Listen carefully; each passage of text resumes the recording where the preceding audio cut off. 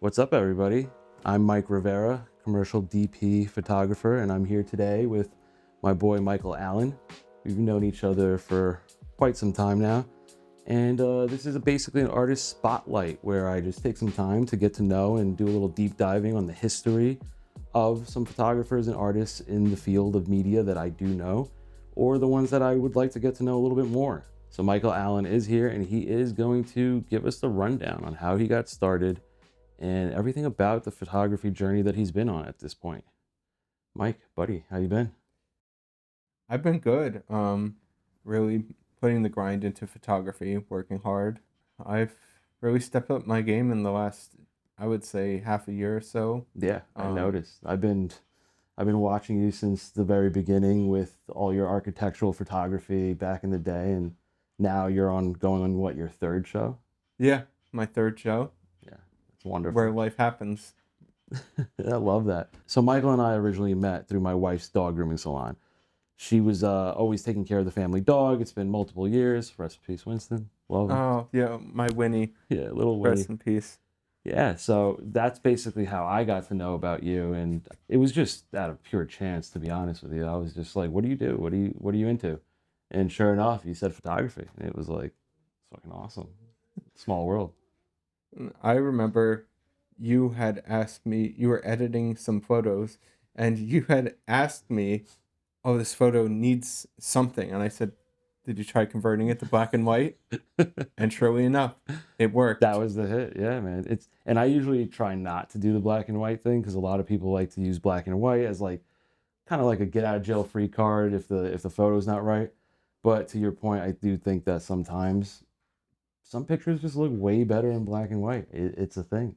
And you're obviously a fan of black and white. Yes.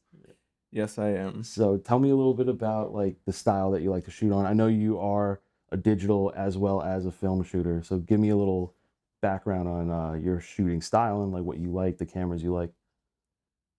So my style now is definitely more street and a little bit more portraits too when I'm not doing street. My show features more portrait work, and I use a range of cameras. Right now, I'm using a Nikon S2 rangefinder, a Fujifilm X100S, and a Leica R4 film 35 millimeter film camera. They're all different cameras. All of them are just like completely different styles, and one's a rangefinder, one's a DSLR, and one's a mirrorless. So it's all three of the best. I wouldn't say, yeah, I. Do you find it challenging to like switch your brain from going from film to DSLR to mirrorless? Is that a challenge that you run into? Yes, because with the rangefinder, it's you have to do everything yourself. The DSLR, um, I would say because it's a 1980 and newer, it does have automatic settings. So it can do automatic and manual and a couple other things. So that one's easier to work with. And the Fujifilm definitely, I love Fuji for their colors. Shout out to Fujifilm. Oh, of course. Even when I'm color grading a lot of my 10-bit footage, it's like I try and make it a point to get that tone, really give it that rich saturation that the Fuji's known for, even Yeah. on a photo editing standpoint. It's always exciting to introduce that kind of texture to the photos because Yes. I Yes. for one, I've been filming and shooting for almost 15 years now, and it's like I actually never got around to film it, and I'm quite ashamed to I would say it. recommend it. Yeah, no, it's definitely something that a buddy of mine, shout out to Christian, he has a Leica that he takes pictures with and he gets developed every now and then as a hobby. And I look at him, I'm like, damn, you got quite the eye there, buddy. And I look at it and it's just like I don't know where I'll find the time. How do you find the time to get like film developed and everything like that? I developed black and white myself. Um, I belong to a local community darkroom at my local community center, Cranford Community Darkroom, and we meet on Wednesday nights and we develop film, chat, and make prints. And it's only black and white, so um, we have the equipment, and it's a great community resource to have. And I've been doing film now for probably 2 or 3 years. So it's been helpful because it's a great skill to learn to develop on your own, and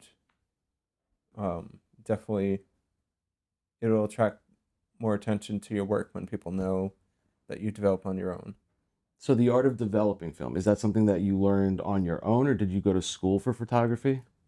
So I learned how to develop before I actually went back to school. I'm 29 now. I went back at age 27, and the darkroom had opened just before I started school, and so I started developing medium format.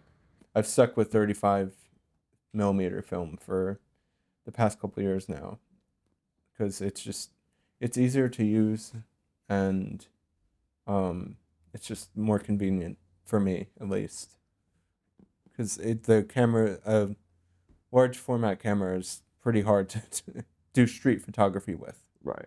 And Yeah. can you enlighten people that may not know the difference between like the medium format and the large format? Like what makes it complicated for Medium format, yeah. what makes it complicated for the street photography aspect of things? So when you're doing medium and large format, medium, a lot of cameras you have to hold it very, very steady, or you can tripod it, but a lot of people do tripod it.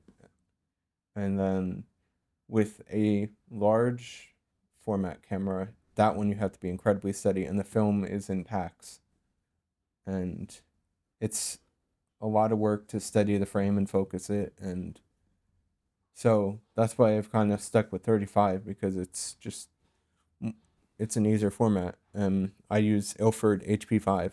Shout out Ilford. Sponsor me.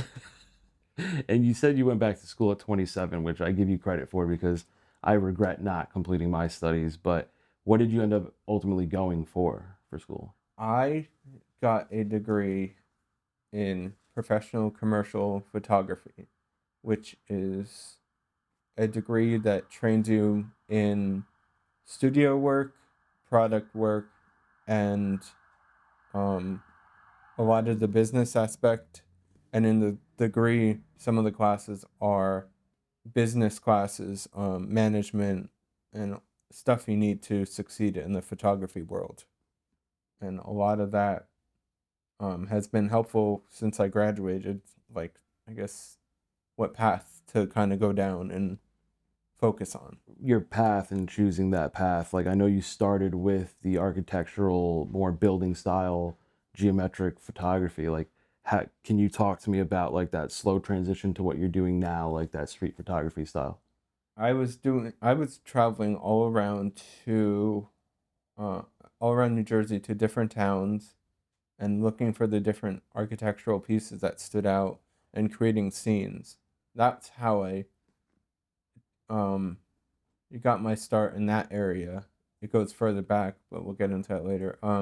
It taught me a lot about different areas and parts of New Jersey. Then it brought me to traveling out of state. I would take solo road trips. Very exhausting. You need a lot of stamina to drive 5, 6, 7 hours by yourself, and you and just your cameras in the open road. It's very exhausting, but very rewarding. I put a hold on that once I went back to school, and I focused on my studies. Um, yeah, like the last trip I did was I drove 8 hours to Cape Cod by myself, and I was just tired.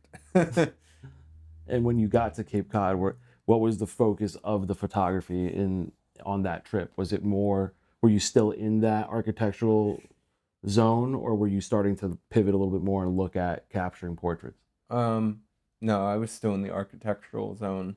There was a place called Truro, and it had these beach shacks, which is there's photos of them all over the place, but they're white and green, and they sit right on the water on this long stretch of road that when the sun lines up perfectly, it just hits bright, it hits that spot right, and it looks amazing.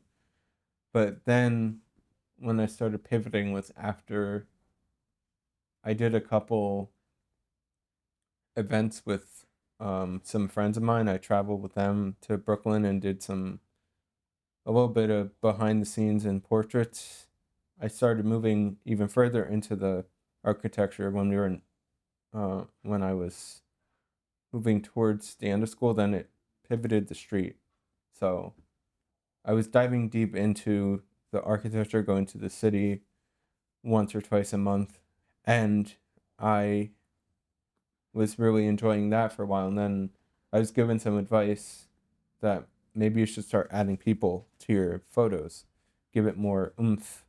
Mhm. And I think that's what pushed me to start adding the people, just slowly adding people that I see standing on the street corner or just doing something obscure. Like I was coming back from a photo walk and there was a man in the city and he was in a full dress suit eating a piece of pizza. And I took a photo of that and I was like, this is wild. It's fantastic. Yeah, that's what really took my interest was snapping the man eating pizza in a suit. Capturing that community, that those emotions and like the inner stories and small moments that people just overlook day to day. Yeah, Yeah. and he saw me and he was not happy, but it's okay. That's the nature of it. You're always going to run into a little friction when you're just snapping people's pictures right there in the middle of the street.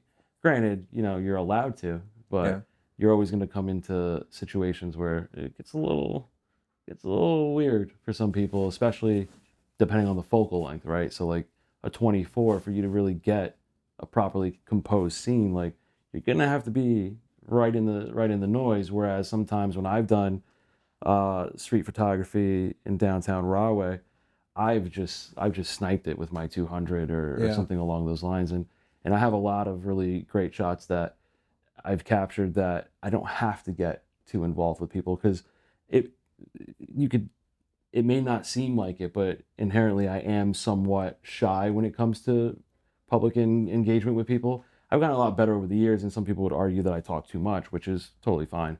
Once I'm more comfortable with somebody, yeah, I open up like tremendously. But Same page.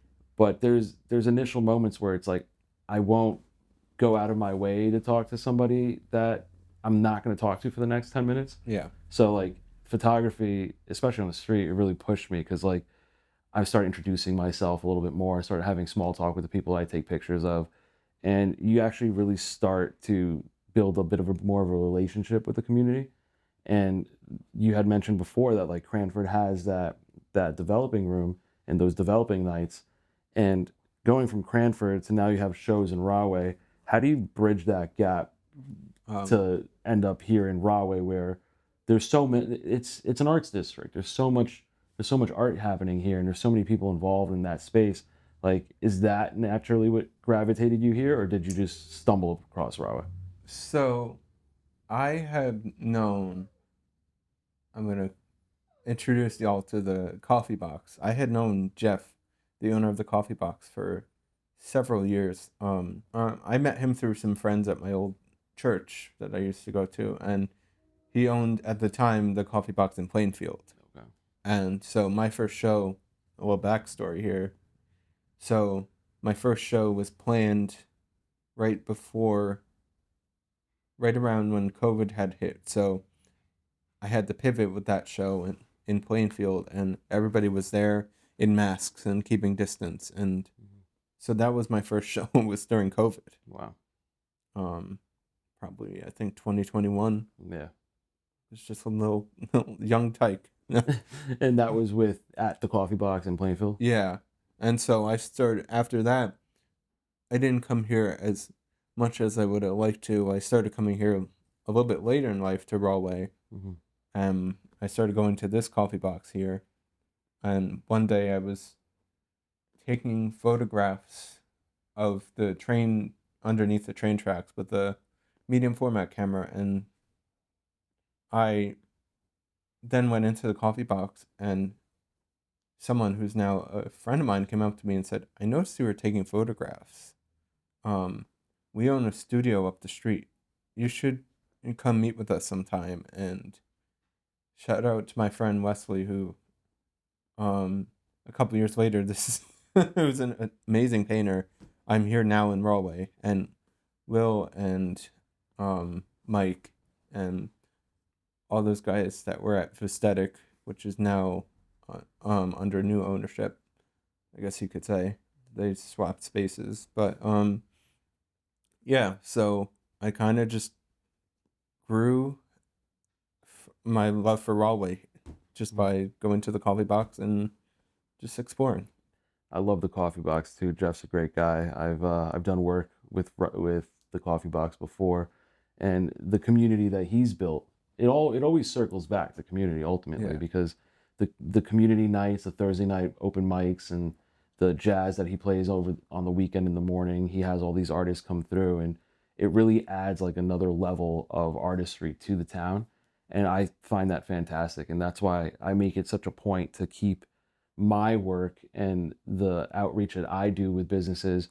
I try and start here in Rahway, because I feel like you got to take care of home first. And the people here have just been so wonderful, and clearly, as you said, like they open their arms to you and help you with whatever you need. Yeah. And have you done a show at Coffee Box here in Rahway now? Yes, So that last was your July. second, that was Yeah. your second show. Yeah, Tell last me tell me July. about the third that you have coming up, what and who you're working with that. So this next show is called Where Life Happens, and it's about capturing the moments in people's natural environments, their spaces where they like to be. So far, I've done photographs of a friend in his apartment. Shout out Elijah. A friend working under a car, Moo.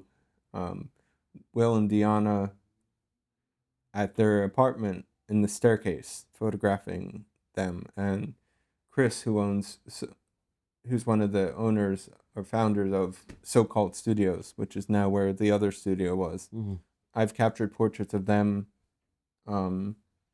just in their everyday environments. And then the other aspect of the show is street photography and bringing those moments into the show. And this concept came about recently, and it's been in my head, and I wanted to put it to paper and put it to thought.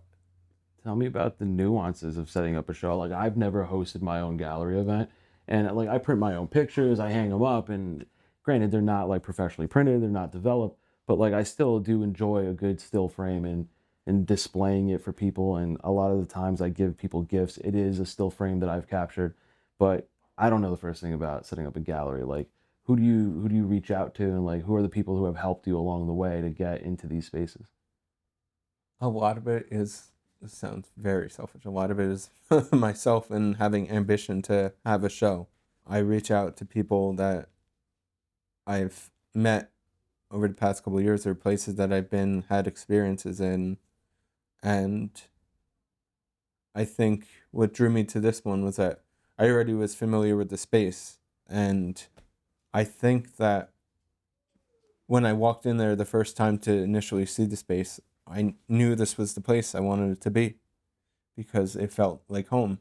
And what they did was they transformed it to their style, and it connected with me. I think, and I can agree with you there, that like outreach is everything. Because even from a commercial standpoint, if you're trying to get gigs and you're trying to get these new clients onto your roster and you're trying to really expand your portfolio, whether it's into new niches or into your own niche and just really bunkering down there, I think that you're never going to get anywhere if you're not actively reaching out to people.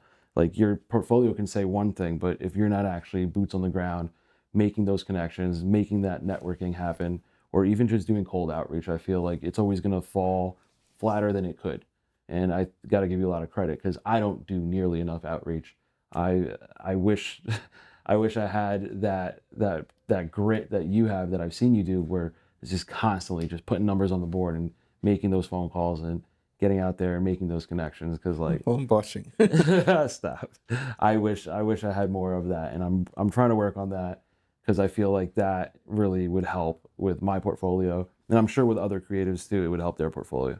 And in terms of like niching down, like, what do you see for the future, and like where you want to take your photography? Like, tell me about like some of your goals and those expectations that you want this camera and your talent to take you to. My next goal, this year I've hit one. I've made a book, Very nice. and we can put that in the link. Yeah, link in description, of course. Yeah. I've made a book, and I've had general interest in the book, and at this next show, I made a special copy, and I will be raffling it off. So when you get a ticket through the link, you get a raffle ticket, and then you can put it and write your name, and then you get entered to win the book. Very nice. And it's a special edition signed copy that I designed. I redesigned the cover and some pages. Very nice. Yeah. And that's all going to be available in the link down below. So tell me Like about the this big guys do. Yeah, Down below. like link down below. So tell me about the show. When is it? What time is it? So the show is Sunday, April 26th from 1 to 5 p.m. at So-Called Studios on Irving Street, right here in Rahway. Yes, right here, downtown Rahway, where all the arts are happening. We're a community of artists. We're all involved. We're all supportive of each other. And that's what this platform ultimately is for. We're here to just give artists a spotlight, showcase what they can do, what their niches are, what their flavor is, how they got here, and just expand on the arts, because this town is lovely for that. We have multiple performing arts centers. We have more coming. There's development coming to this town. I'm a big advocate of Rahway. I'm a big fan. And ultimately, I just want everyone in the media field and the artistry field, I want everyone to succeed. And I want to give everybody a platform to advocate for themselves and their friends and their connections, and hopefully meet new people and do cool things. Yeah, and I'd like to give a shout out to the team at So-Called Studios, because it just felt like home, and their space is so great, and I would encourage everyone to work with them, and I would encourage everyone to work with Mike. Thank you. Of course. You're very kind, man. Thank you. Like and subscribe if you want to see more of these artist spotlights, and remember, just keep creating, man. Peace.